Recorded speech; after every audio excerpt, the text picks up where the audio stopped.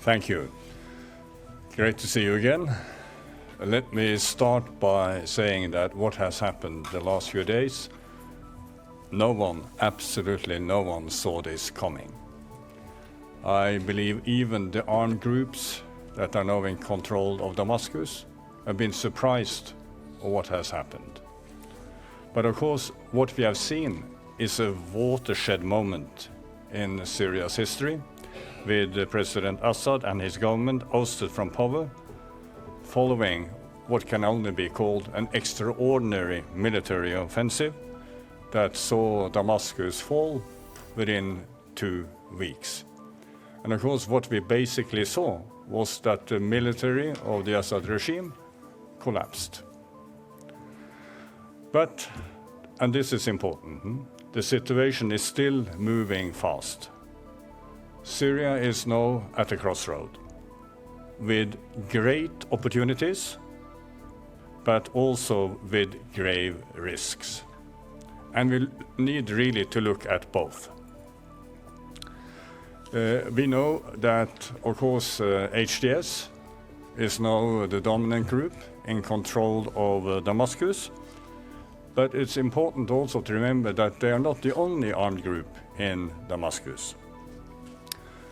After the fall of Aleppo, we saw a very broad range of armed opposition groups that mobilized, including what we will call the Turkish-backed Syrian National Army in the north, and the so-called former Southern Front that obviously came from the south, and also other groups that basically erupted what I would call spontaneously as armed new formations. And let me now emphasize this, and it's really an essential point. For now, much of what some call rebel-controlled Syria is under the control of what I would call a patchwork of groups, who are coordinating well for now, but they are not fully or formally united. It's important that we don't see conflict between these groups. Let me also say that by and large, we have seen reassuring statements from the HDS and the different armed groups, but there are still some issues of law and order. But we are hopeful that it will be possible to keep law and order. But also, let me mention this, the conflict in the northeast is not over. There has been clashes between the Syrian National Army, the opposition group, and the SDF. We are calling obviously for calm also in this area. And then a very troubling development. We are continuing to see Israeli movements and bombardments into Syrian territory. This needs to stop. This is extremely important. Let me then just give what I would call 3 key messages. We need to continue to stress the protection of civilians. I have appealed to the armed actors to maintain good contact, law and order, and to protect civilians in line with international humanitarian law and preserve public institutions. And as I said, I've heard positive statements from the HDS and the other armed groups that they intend to continue to reassure civilians that they want to be inclusive, especially with minorities. My second point, linked to what I said a little bit earlier, we need to continue to work for de-escalation. We need to see a stop to the Israeli attacks, and we need to make sure that the conflict in the northeast stops, and we need to make sure that there are no conflict developing between the different armed groups. But then third, and this is perhaps today my most important message, we need to focus on the need for credible and transitional arrangements in Damascus. This means that there needs to be what I call orderly arrangements. But it also means and this, of course, I don't need to repeat it, but it's extremely important. It needs to be inclusive arrangements that is ensuring the representation of the broadest possible spectrum of the Syrian society and the Syrian parties. And let me say that if this is not happening, then we risk new conflict in Syria. I believe that this is understood by all groups, but what we now need to see as this is implemented on the ground in Syria. And it is my hope that if we do this, if we unite the Syrian parties, we bring together the different Syrian communities, then this could be the real beginning of something new for Syria. And importantly, I think then we would also see a united international community supporting the Syrian transition. Then we could start to look at lifting sanctions, increase humanitarian support, start economic recovery. We could see the return of Syrian refugees, of internally displaced returning to their homes, and we could start to see, as the High Commissioner for Human Rights mentioned yesterday, that justice is finally reached. All of this needs the cooperation of the international parties and the Syrian parties. And I can promise you that United Nations will do whatever we can to help in this situation. Thank you so much. Thank you very much, Geir. That's really appreciated. I have a list of questions long like this, so please be fast. I'll start with Jeremy. Just also, too, if we can take 3 questions off the go, and then Mr. Pedersen will answer them together. Thank you. Mr. Pedersen. Let's do it this way. Quick ones. Jeremy. First question is, do you have any contact with HTS so far, or the armed groups right now in Damascus, and how much do you hope to achieve with those groups that you didn't achieve with the Assad regime? And the second quick one would be about the moves by a certain number of European countries suspending or denying the refugee seeking asylum process in Europe. Do you welcome those moves, or do you think it is too early to tell? Thank you very much. Yuri Aprelev, Filia Novosti. Yes, thank you, and thank you for coming to brief us. I have a question also about HTS. This is the first time we have an ex-terrorist organization. I mean, it was Al-Qaeda in Syria that is taking the power in one country. What is your recommendation to all the countries that are considering HTS as terrorist? Do they have to speak with them? Do they have to clean them from the terrorist list? What is your counsel for that? Thank you very much. Yes, please, madam. Can you introduce yourself for Mr. Jim from China Media Group. I have a question. What is your plan for the next, and any kind of the discussions will be had in the near future? Thank you. Geir? In the future, any discussion in the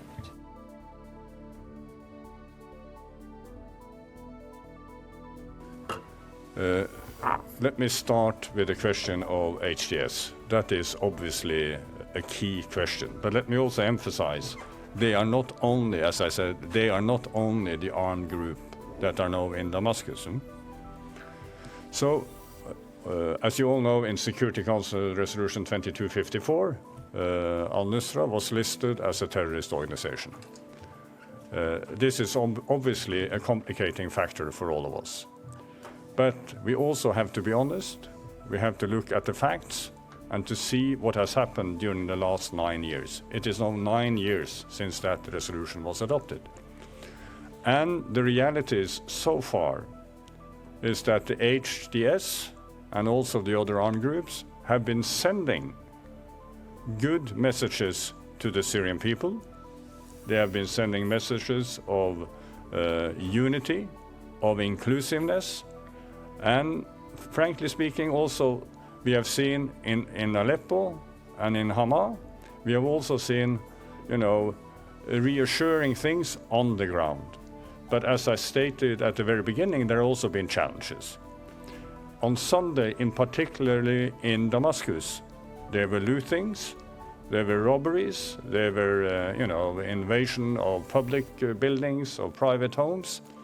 But this seems to have stopped, and that is a good thing. But what we need now to see is, of course, that the good statements and what we have seen on the ground at the beginning, that this is now followed up in practice in the days and the weeks ahead of us. And the most important test will be how the transitional arrangements in Damascus is organized and implemented.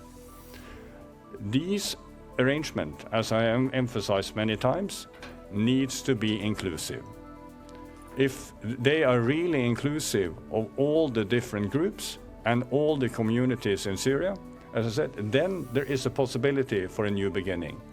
And then I do believe that the international community will look at the listing of HTS again, because then there is a real change that had happened. And you will also have heard that there are discussions, and I think al-Jolani himself mentioned this in an interview with the CNN, that they are discussing the possibility of dismantling HTS. So again, let me emphasize, we are still in what I would call a very fluid period. Things have not settled. There is a real opportunity for change, but this opportunity needs to be grasped by the Syrians themselves and supported by the UN and the international community. What I'm now telling you, I think, is an advice from all key international actors. As Jennifer mentioned, I was in Doha. I discussed this of course, with the Turkish foreign minister, with the Russian, with the Iranian, but also with the Arab foreign ministers. And we all united behind this message, that we need to see what they are saying be implemented on the ground. And this is a huge challenge. And here also, just link to what I said earlier about the Israeli attacks. Extremely important that we don't see any action from any international actor that destroys the possibility for this transformation in Syria to take place. Then I think there was a question about the refugees. Let me give a very strong appeal that the situation in Syria is still fluid. We need to be aware of that things have not consolidated. But at the same time, I know from speaking to Syrians all over that they are full of hope and optimism, and many do want to go back. Let me just mention one example to you. When I was leaving Doha, there was a Syrian family that came towards me. They were living in Sweden. And they said, Mr. Pedersen, we are so hopeful. We know there are many challenges. We left Hama 10 years ago. We really want to go back. We hope it will be possible. And I think that is really something that many, many Syrians are hoping for to this day.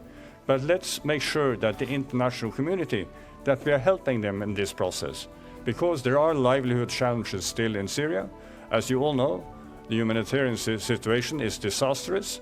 The economy has collapsed. So there is a lot of responsibilities that we really need to do, and we need to do that together. Thank you. Thank you very much. Ayerde? Go ahead. Okay, Catherine from German radio and TV ARD. Just one question about the process starting now, the political progress. You say it has to be inclusive. How far do you think members of the old regime should be integrated in this process? Thank you very much. Laurent Sierro, Swiss News Agency Online. Yeah, thank you for the briefing. You mentioned Israel. Since your stakeout in Doha on Sunday, have you had any engagement with Israeli authorities on the appeal that you're launching to cease the bombings? And with any Syrian armed group, have you had any direct engagement? Thank you. Thank you very much. Mohammed Arslan, Anadolu Ansi. Thank you so much, Alessandra. Sir, thank you for the brief. My question will be about Israel also. Israel has invaded the buffer zone in the Golan Heights that it occupied after the collapse of Assad regime in Syria, and there are also reports that says Israel army has crossed this zone and entered Syrian territory. My questions are, do you think that this step is against international law, and also do you call on Israel to leave the Syrian lands that it occupied? Thank you. Let me start with the question about the old regime. Of course, this is an extremely crucial question. And I think here I have noticed that what's coming out from Damascus is that there is a need for justice, but that there is also a need for working together with people who served within the government structure in Damascus. There is an appeal that state institutions should be kept. And I think it was rather telling, I just want to mention this, that when I briefed the Security Council yesterday, I received a message from the Syrian ambassador to the United Nations in New York. And he was then addressing me on behalf of the authorities in Damascus. So that is still functioning. And my hope is that we will be able to see that this kind of cooperation is continuing.